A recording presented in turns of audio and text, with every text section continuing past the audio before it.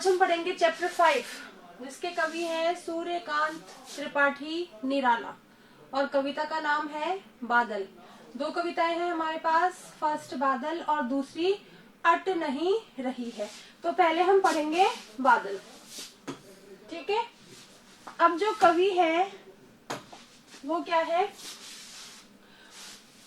उस समय के सुंदर वातावरण का वर्णन करता है जब आकाश काले काले बादलों से छाया रहता है, बिजली चमकने लगती है और बादलों के गरजने का शोर होता है। उस समय कवि जो है वो बादल को संबोधित करते हुए कहता है कि हे बादल तुम गरजो, ठीक है। घेर घेर घोर गगन धाराधर हो, कह रहे हैं कि समस्त आकाश को, गगन मतलब आकाश, ठीक है, समस्त आकाश को घेर घेर कर मूसलाधार वर्षा करो। क्या कह रहा है कवि बादल को संबोधित करते हुए, क्या कह रहा है कि हे बादल तुम गरजो, ठीक है, और समस्त आकाश को घेर घेर कर मूसलाधार वर्षा करो। आगे कवि कह रहा है ललित ललित, वो कह रहा है कि हे बादल तुम सुंदर हो, ठीक है, तुम्हारा जो स्वरूप है वो छोटे बालक के समान सुंदर है, जिसके क्या है काले काले घुंघराले बाल हैं। आई बात समझ में? क्या कह रहा है कवि बादल को कि तुम सुंदर हो और जो तुम्हारा स्वरूप है वो छोटे बालक के समान है, जिसके काले काले घुंघराले बाल हैं। तो देखो यहाँ पर बादलों का मानवीकरण किया गया है, बादल को मनुष्य के रूप में बताया है। आई बात समझ में? बादल को संबोधित करते हुए कह रहा है कवि कि हे सुंदर सुंदर काले काले घुंघराले बालों वाले बादल, तुम समस्त आकाश को घेर घेर कर जोरदार मूसलाधार वर्षा करो, ठीक है। आगे कवि कह रहा है कि बाल कल्पना कैसे पाले, तुम अबोध बालक की कल्पनाओं के समान पाले गए हो। अबोध बालक क्या होता है? जिसको किसी चीज का ज्ञान नहीं रहता है, वो सही गलत नहीं समझ पाता है, वो उसकी कल्पना वैसी होती है। तो उस बादल को क्या बताया है? अबोध बालक के समान, कि तुम अबोध बालक की कल्पना के समान पाले गए हो। विद्युत छवि उर्मे, ठीक है, तुम बिजली की शोभा को अपने हृदय में धारण करने वाले हो।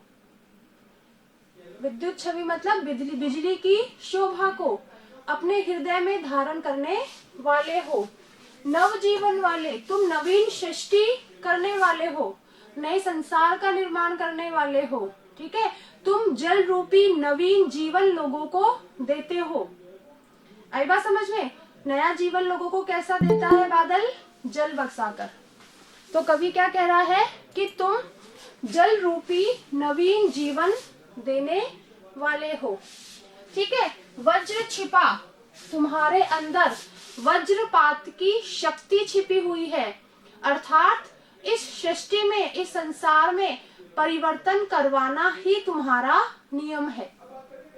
फिर आगे कह रहा है कि नूतन कविता फिर से भर दो, तुम मेरे हृदय में, कवि कह रहा है बादल को, क्या कह रहा है कि तुम मेरे हृदय में नई कविता को जन्म दो, इस संसार को फिर से एक नई प्रेरणा से भर दो।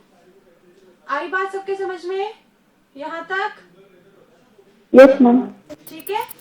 आगे कवि फिर कह रहा है कि हे बादल गरजो,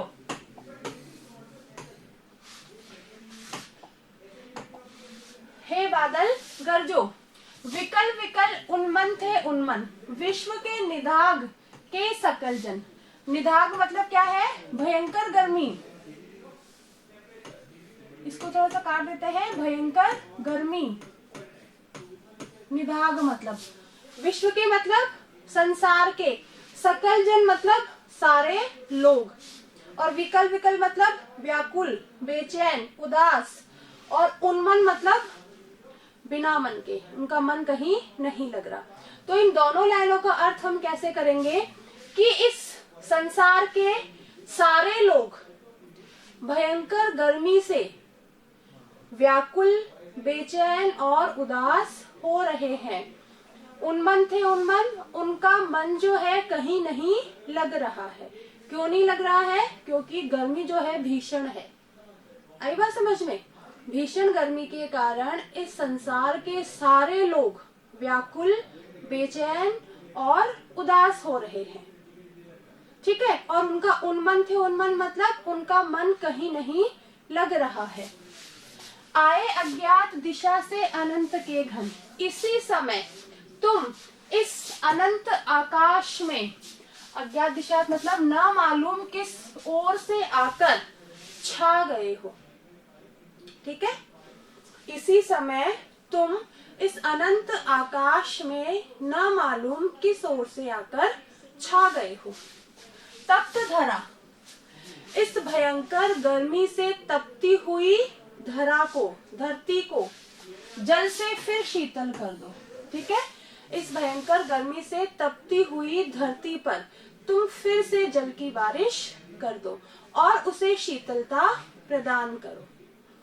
ठीक है, यहाँ पर क्या कवि कह रहा है कि भीषण गर्मी से लोग जो है बारिश होने पर ही राहत पाते हैं, और जो भयंकर गर्मी से राहत उनको मिलती है तो उनके अंदर नए उत्साह का, नई उमंग का संचार होने लगता है और कार्य करने की नई नई आशाएं उनके अंदर जन्म लेने लगती है।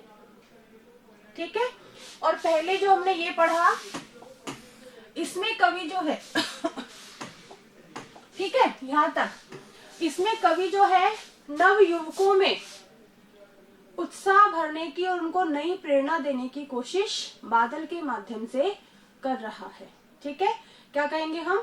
बादल, कवि जो है वो बादल के माध्यम से नव युवकों को, युवाओं को, ठीक है, उत्साहित करना चाहता है और नई प्रेरणा उनको देना चाहता है। ठीक है, ये समझ में आ गया बादल सबको? Yes ma'am. बादल कविता समझ में आ गई। दूसरी पढ़ते हैं हम, अट नहीं रही।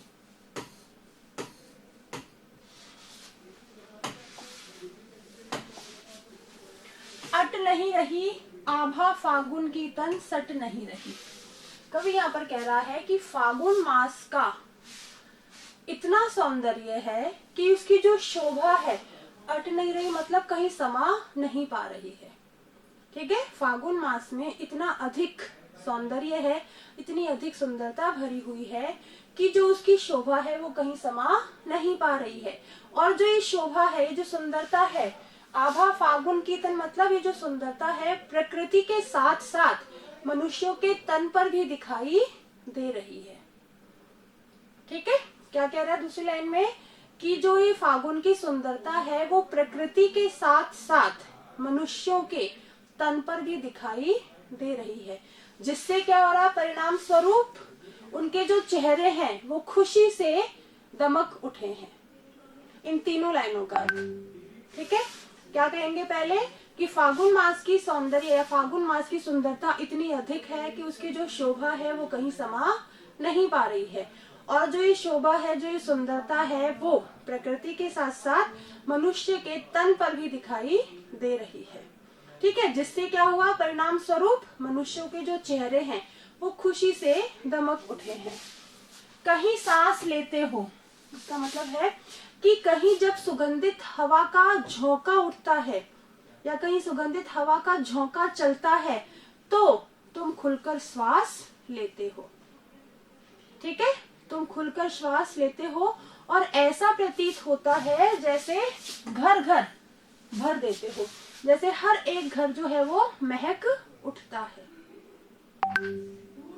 ठीक है, क्या कह रहा है कवि कि ऐसे वातावरण में जब कहीं सुगंधित हवा का झोंका चलता है तो ऐसा लगता है जैसे हम खुलकर श्वास ले रहे हो, और सारा जो घर है, हर एक घर जो है वो महक उठता है। फिर उड़ने को नभ में तुम पर कर देते हो, और इस फागुन के मादकता भरे वातावरण में, ठीक है, फागुन के इस मादकता भरे वातावरण में हमारा मन रूपी पक्षी कल्पनाओं के पंख लगाकर उड़ने को नभे मतलब उस उन्मुक्त आकाश में उड़ने को आतुर हो उठता है। ठीक है, पर मतलब यहाँ पर पक्षी से लिया गया है अर्थ। ठीक है। उड़ने को नभ में मतलब आकाश में उड़ने को आतुर हो उठता है।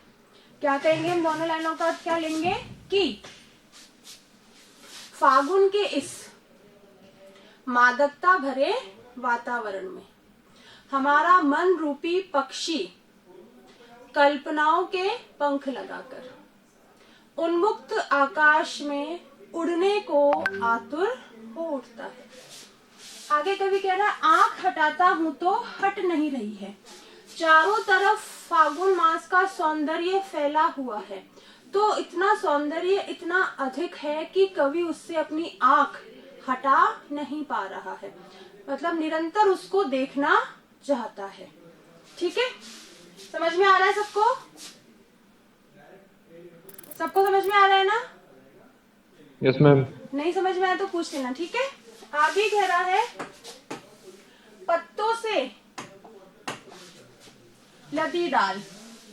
इस फागुन मास में या फागुन मास में वसंत ऋतु आती है, इस ऋतु में क्या है कि जो पेड़ पौधे हैं वो हरे हरे पेड़ पौधों की जो डालियां हैं वो हरे हरे पत्तों से लद गई है।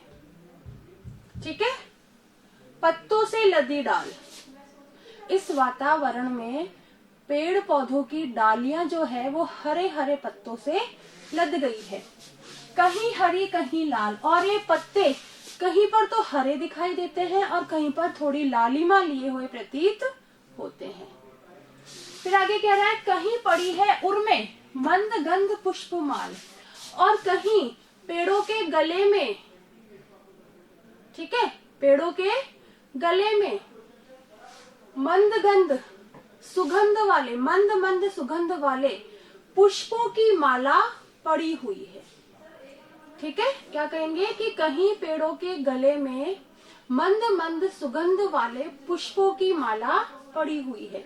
आशय क्या है, पेड़ पौधों की जो डालियां है वो सुगंधित फूलों से खिल गई है।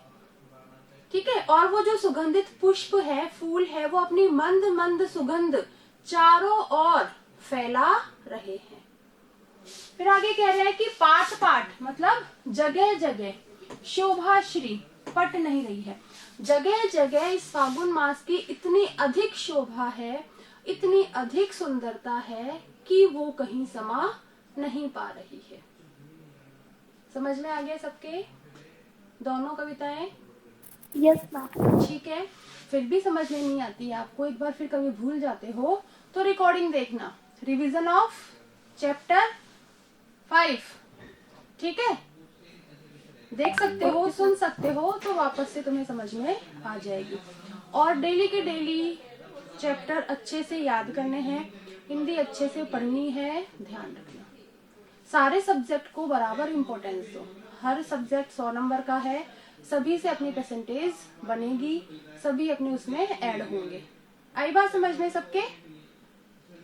ठीक है, यस मैम। चलिए। और जिन बच्चों से मुझे बहुत आशा है, बहुत उम्मीद है, वो मेरी उम्मीद पर पूरी उतरना, यानी कि मेरी उम्मीद को, मेरी आशा को निराशा में भर दो, मेरी उम्मीद को ना उम्मीद कर दो और आशा को निराशा से भर दो। ऐसा नहीं होना चाहिए। ठीक है, चलिए बेटा, बाय सबको। सारे बच्चे पढ़ने पर ध्यान दो।